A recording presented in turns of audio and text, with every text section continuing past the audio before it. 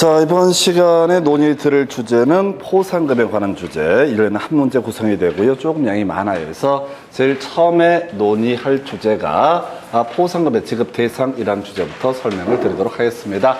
자, 1년에 한 문제꼴로 출제가 되는데, 일단 개개증이라고, 개개증증 이렇게 가셔야 돼요. 그래서, 어떤 사람이 중개사무소 개설 등록을 하지 않고 중개업을 하고 있다. 무등록 중개업자죠. 그 다음에 그 밖에 부정한 방법으로 중개사무소 개설 등록을 한 사람, 또는 등록증 또는 자격증을 양도 대여를 한 사람, 이런 사람을 신고를 하게 되면요, 건당 최대 50만 원까지 바로 포상금을 받을 수 있습니다. 그래서 28회 때 이런 관련 질문이 나왔는데, 첫 번째 포인트 개개증증이라고 하는 거, 개개증증, 이게 포상금의 지급 대상이 되게 된다라고 할 것, 이렇게 논의를 했었고요. 자, 그 다음 두 번째 이슈 가볼까요? 자, 포상금 지급 과정을 보니까, 요건 보니까 공소 제기하고요, 기소유예 둘 중에 하나가 있게 되면, 이런 사안, 신고받은 사안 중에서 공소 제기나 기소유예가 있게 되면은 이때 그 사건에 대해서 신고한 분에게 포상금 지급이 되게 됩니다. 그래서 자, 검찰이나 경찰에 고소 고발 등이 들어가게 되면은 이렇게 가는 거죠. 경우의 수가 자, 무혐의 처분이라는 것이 있을 거예요. 아무 죄가 없다라는 거. 이건 포상금 지급 안 할 테고요. 그 다음에 이제 기소유예라고 하는 거. 이건 뭐냐면은 검사가 보니까 죄가 있긴 있는데 경미한 사안이다라고 판단하면 훈방한다는 의미가 기소유예라는 의미가 되게 됩니다. 그래서 기소유예, 이거 제가 받아봐서 알아요. 기소유예. 그래서 수면제 잘못 샀다가 검찰에 가서 기소유예 처분. 대한민국에서 수면제 사가지고 기소유예 처분 받은 사람 몇 사람 안 될 거예요. 제가 바로 그런 사람입니다. 그리고 서비스로 마약 관련 교육을 4일 동안 받았습니다. 죽는 줄 알았습니다. 근데 마약하는 애들은 눈빛이 틀려. 와, 확실히 이게 정상적인 인간하고 틀려요. 그래서 제가 4일 동안 교육을 받는데, 아우, 징글징글한 거예요. 그냥 한 얘기 또 하고, 한 얘기 또 하고. 강사도 계속 바뀌는 똑같은 얘기 계속 하는 거예요. 지겨워 죽겠는 거예요. 근데 또 마약한 놈들이 퍼질러 자요, 옆에서. 5명이 딱 앉아있는데, 4명이 자. 그럼 또 강사 출신이니까 강사가 짠한 거야. 너무 불쌍한 거야. 애들 아무 관심 없는데 그냥 쭈그려 앉아있고 퍼질러 자고 있고. 그래서 내가 맑은 정신으로 바른 자세로 그 수업을 들어줬잖아. 근데 그 강사가 날 또 기특하게 보는 거야. 왜? 유일하게 자기 얘기를 들어준 사람이 나밖에 없거든. 그래서 나보고 뭐 자꾸 얘기를 해. 마약을 어디까지 해봤냐는 등. 그래서 쉬는 시간에 내가 가서 얘기했어요. 제가 이거 잘못 끌려와가지고 지금 교육을 받고 있는데 내 직업이 강사라서 너무 안 되고 해서 몰입하고 있으니까 자꾸 말 시키지 마세요. 피곤하니까. 그렇게 얘기를 해서 지금 뭔 얘기야? 기소유예, 훈방처분에 유사한 개념이다. 그 다음에 공소제기는 판사님 이놈 좀 처벌해 주세요 라고 얘기하는 것을 뭐라고 한다? 공소제기. 그래서 포상금의 지급 대상은 기소유예나 공소제기. 그래서 나중에 문제 지문 풀다 보면 거슬리는 것 중에 하나가 뭐가 있냐면, 무죄 판결을 받았다, 유죄 판결을 받았다. 이게 무죄 판결이든 유죄 판결이든 하다못해 선고유예가 됐든 어느 쪽이 됐든 간에 공소 제기가 있어야지 어떻다? 판사님을 만날 수가 있다. 그래서 무죄 판결도 포상금의 지급 대상이 되게 된다. 이렇게 가셔야 돼. 무죄 판결하면 마치 그냥 포상금 지급 안 하는 것처럼 오인하는데, 당연히 무죄 판결이 됐든 유죄 판결이 됐든 공소 제기가 있어야지 이런 판결이 나올 수가 있다. 그래서 기소유예, 공소 제기에 있어서 포상금 지급을 하게 된다. 누구? 최초 신고자. 한 건에 대해서 2명 이상의 신고를 했다. 순서를 달리했을 때 최초 신고자만 포상금 지급 대상 된다. 물론 이게 이제 중간중간에 보게도 나온 얘기 중에 하나가 뭐냐면, 행정관청 등에서 미리 알고 있었다. 그러면 그 부분에 대해서는 어떻다? 신고하기 전에 알고 있었으면, 고발하기 전에 알고 있었으면 포상금의 지급 대상이 아니다라고 할 것. 자, 신고 포상금 금액 건당 50만 원. 근데 공동신고하고 포상금 배분 방법을 결정하지 않았다라고 하면 어떻다? 균등 배분이라고 하는 거. 자, 포상금 지급 방법을 결정하지 않고 공동신고를 했다. 그러면 이때는 균등 배분. 그러면 이들이 포상금 지급 방법을 결정을 했다라고 한다면 그 방법에 따른다. 항상 문제 구성할 때는 포상금 지급 방법을 결정하지 않았다라고 전제를 깔게 됩니다. 자, 그 다음에 이제 지급기한 등록관청에서는요, 그 결정일로부터 1월 이내에 바로 포상금을 지급을 해야 된다라고 하는 거 이렇게 되겠고요. 제일 어려운 게 뭐냐면 보조라고 하는 주제가 되게 됩니다. 자, 이게 왜 어렵냐면 아무것도 아니거든. 국고에서 등록관청한테 보조라고요. 딱 100분의 50 이내로 하게 된다. 100분의 50 이내로 하게 된다. 그래서 딴 데서는 보조금은 전부 또는 일부 이딴 식으로 막 써놔요. 그런데 이게 의미가 없는데 시험이다 보니까 틀리게 하려고 하다 보니까 100분의 50 이내 국고에서 보조 요게 더럽게 짜증나. 그래서 지금 문제 구성할 때 개개증증하고요 100분의 50 이내 보조는 상대적으로 출제 빈도가 낮아요. 나머지 부분은 몇 번 보다 보면 줄줄줄 다 깨게 됩니다. 근데 1월 이내 지급해야 된다 얘기까지 묶어서 100분의 50 이내 보조 요거 따로 기억하셔야 돼. 왜? 포인트가 없고 재미가 없다 보니까 어떻게 한다고요? 포인트가 없고 재미가 없다 보니까 깜빡깜빡 놓치게 되게 됩니다. 그래서 국고 보조 100분의 50 이내라고 하는 거 요렇게 논의를 삼게 됩니다. 그래서 이게 포상금에 관한 주제가 되겠습니다. 끝났어요. 그래서 이 정도 다시 한 번만 체크해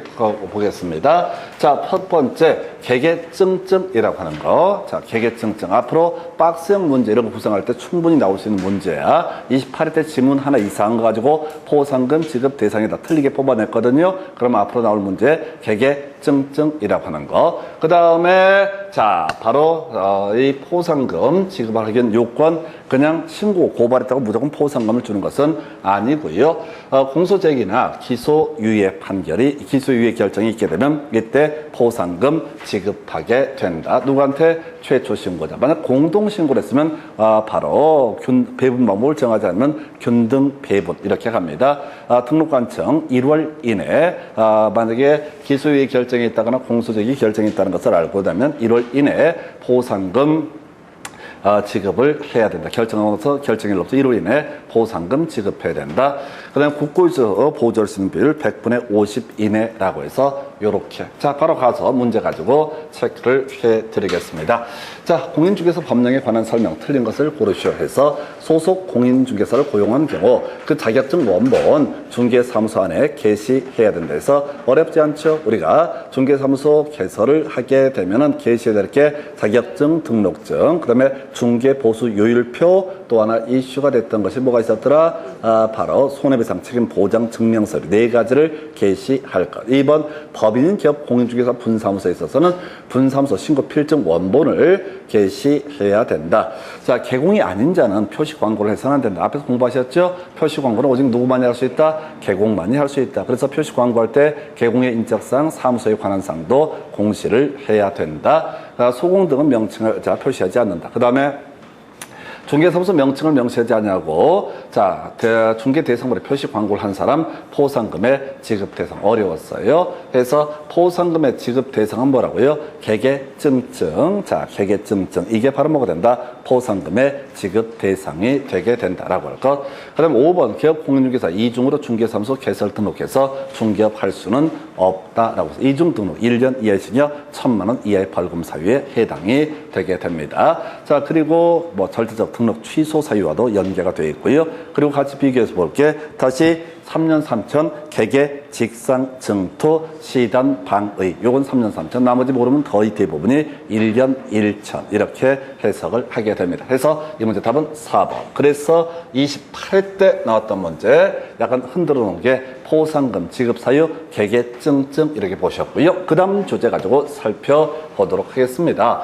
자, 포상금에 관한 설명 틀린 것을 고르셔서 등록관청은 거짓으로 중개사무소 개설 등록을 한 자. 자, 신고한 사람에게 포상금 지급할 수 있다 해서 자, 개설 등록과 관련돼서 다 포상금 지급서. 여기서는 이제 주요 이슈는 안 돼요. 2번 포상금 지급에 소요되는 비용 그 전부터는 일부를 국고에서 보조할 수. 이게 틀렸다고. 더럽게 어려워. 100분의 50 이내에서 다 국고에서 보조할 수 있다. 나머지는 몇 번 보면 다 중복되니까 감 잡아요. 근데 이게 어려워. 자, 그래서 2번 틀렸고 포상금 건당 50만 원.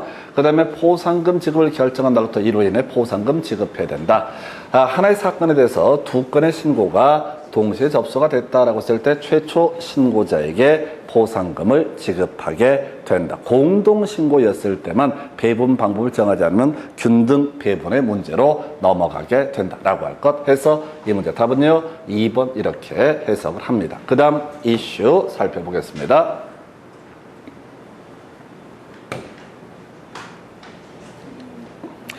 자, 포상금 지급 등에 관한 설명 옳은 것은 건당 50만 원이죠. 150만 원 틀렸고 검사가 신고 사건에 관해서 기소 결정을 했을 때 지급하지 않는 틀렸죠. 기소 유예하고요. 공소 제기. 기소 결정이라는 게 공소 제기라는 의미가 되게 됩니다. 그래서 자, 기소를 했다는 얘기는 판사한테 처벌해 주세요 이런 얘기니까 포상금 지급 사유가 되겠고요. 포상금 지급의 소요되는 비용 중 시 도의적 보조할 수 있는 비율 100분의 50. 아까 국고에서 보조하는 게 뭐가 된다? 100분의 50 이내라고 하는 국고에서 보조하는 게 얼마? 100분의 50 이내.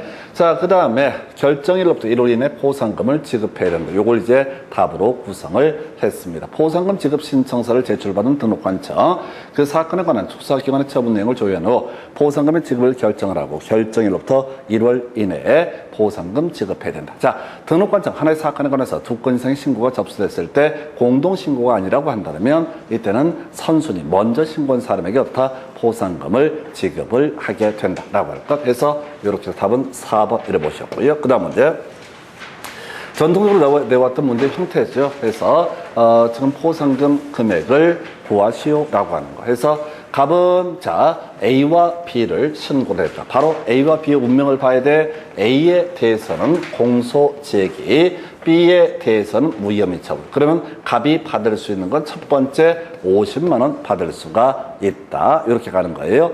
자, 그 다음에 C를 갑과 을이 공동으로 신고했다. 이렇게 되어 있습니다. 앞에 사연들 중요한 게 아니고. 그래서 C에 대해서 갑과 을이 공동 신고했다. C의 운명 기소유예 결정이라고 하는 거. 그러면 각 얼마 25만 원씩을 갑과 을이 받게 된다. 공동신고고 배분 방법을 따로 정하지 않았다라고 데이터가 주어져 있으니까 각 25만 원씩 받게 된다. 자, 그 다음에 을이 이번에 자 D를 신고를 했습니다. 그리고 갑도 D를 신고했다. 갑은 아무런 의미가 없죠. D의 운명에 대해서 보니까 기소유예 결정. 그럼 포상금 을이 얼마 50만 원 받게 된다. 지금까지 스코어 75대 75 이런 식으로 구성을 하게 될 테고요.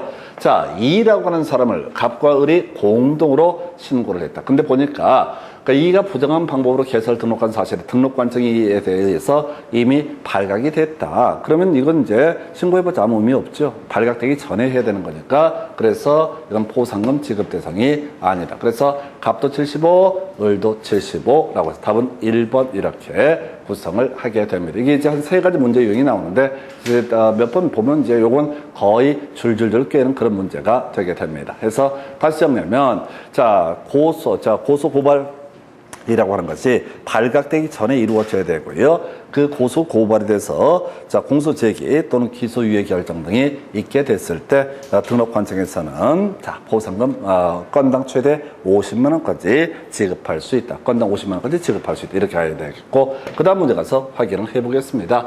자, 공인중개사 법령상 갑과 을이 받을 수 있는 포상금의 최대 금액이라고 하는 거. 갑은 개설 등록을 하지 않고 중개업을 한 A를 고발해서 A는 기소유예 처분을 받았다. 그래서 일단은 50만 원 받아야 되죠. 그래서 지금 갑이 얼마? 50만 원 추가하게 됩니다. 자, 두 번째. 자, B에 대해서 갑이 먼저 신고하고 뒤에 이어서 을이 신고를 했다. 그럼 갑이 돈을 받게 될 텐데 공소 제기까지 됐습니다. 그러면 갑이 또 얼마? 50. 해서 갑이 지금 100만 원까지 가고 있고요.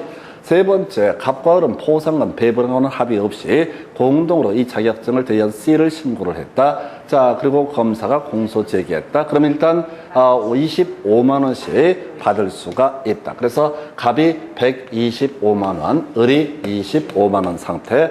네 번째 항목이요. 을은 등록증을 대여받은 D와 E를 신고를 했는데 검사는 D를 무혐의 처분하고 E에 대해서 공소 제기를 했다. 근데 무죄 판결을 받았다. 그럼 D는 아무 상관이 없고요. E는 어떻다? 받아낼 수 있죠. 그래서 50 더하면 얼마? 자, 바로 을에 대해서 을은 75만 원을 더 받아낼 수, 자, 토탈 받아낼 수 있다. 그래서 갑은 125만 원, 을은 얼마? 이 75만 원을 받을 수 있다. 이런 식의 문제. 구조 다 똑같습니다. 순서만 조금씩 바뀌는 그런 식의 전제고요. 그 다음에 이제 검토 드리게 될 주제. 이렇게 돼 있나요? 해서 자, 지금 27회 때 나왔던 문제, 갑과 을이 받을 수 있는 포상금의 최대 금액은 해서 갑은 중개사무소를 부정한 방법으로 계좌를 등록한 A와 B를 각각 고발했으며 검사는 A를 공소제기, B를 무혐의 처분을 했다라고 되어 있습니다. 그래서 자, 일단은 갑이 A에 대해서 공소제기, 그럼 50만 원 받는 거고 B는 받을 수가 없죠. 자, 을은 C를 신고를 했다. 근데 형사재판까지 갔다는 얘기는 공소제기가 있다. 그래서 을도 얼마? 50만 원 받을 수 있다라고 이렇게 봐야 돼요. 무죄 판결이라고 해서 포상금 지급 안 되거나 하는 거 아닙니다. 공소제기만 있으면 어떻다? 포상금의 지급 대상이 된다. 세 번째, 갑과 을은 포상금 배분에 관한 합의 없이 D를 공동으로 고발해서 D, 그러면 이제 각 25만 원씩 어떻다? 받을 수 있다. 지금까지 스코어 갑도 75, 을도 75. 그 다음에 E를 을이 신고를 먼저 하고요. 그 다음에 갑도 신고했다. 갑은 아무런 의미가 없고, 그래서 형사재판 들어갔다는 얘기네요. 그래서 얘가 얼마야? 50만 원 추가죠. 을이 50만 원 추가니까 75에 125라고 해서 답은 3번 이렇게 구성을 하게 됩니다. 이 정도가 포상금에 관한 주제.